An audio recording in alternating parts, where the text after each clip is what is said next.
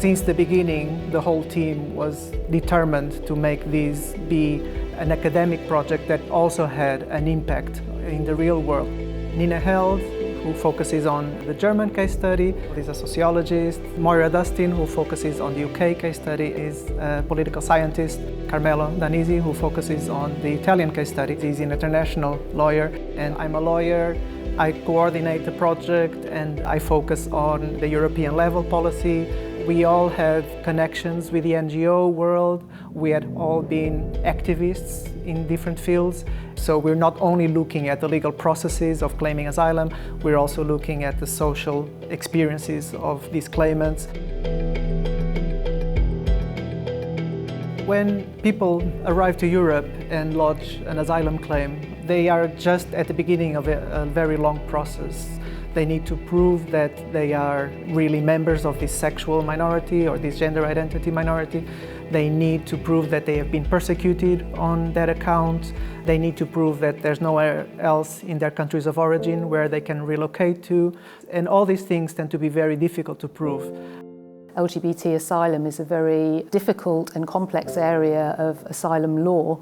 On the one hand, we've seen a change coming down from a European level, which quite rightly prevents decision makers from taking into account any kind of sexually explicit material or evidence. Equally, I've seen people presenting as material evidence pictures of themselves holding hands or with their partner, or on a pride march, or campaigning on LGBT rights, and the response that they've had has been, well, that's not proof of your sexual orientation or gender identity, which of course is true.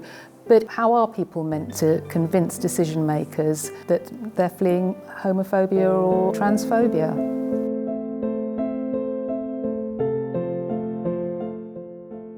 People can end up in very, very remote areas where there's hardly any public transport.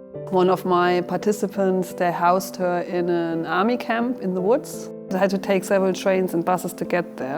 And then I took this last bus and it went up the hill into the mountains. Then there you actually have a very clear sign that says you're not allowed to go in because it's shooting territory. You know, they come to Germany, they're happy to finally kind of be free and live their sexuality. They don't have a chance if they're just in the woods.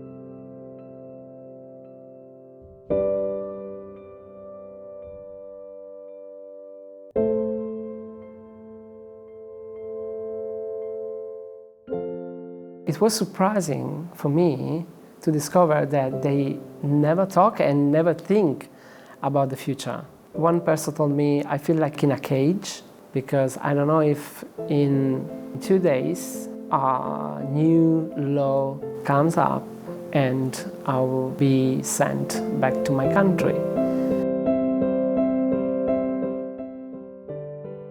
Some people, they don't express the real reason for arriving in Italy because they were afraid at the very beginning of being themselves.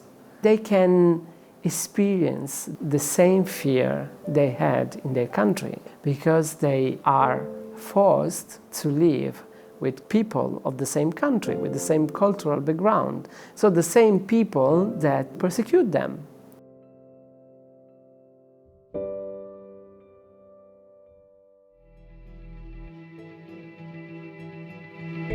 Projects like SOGICA are absolutely vital. The more that we can get over some of the real challenges that LGBT asylum seekers face and tell those stories, then I hope that we'll be able to both affect a change in policy, but crucially also that change in the culture as well. Protection is not a privilege. This is a right in international law, it's a right under European law, it's a right under domestic law across all European countries.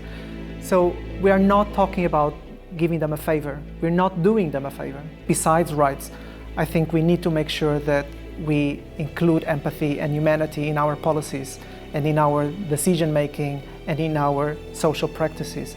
That's what's lacking, it's empathy.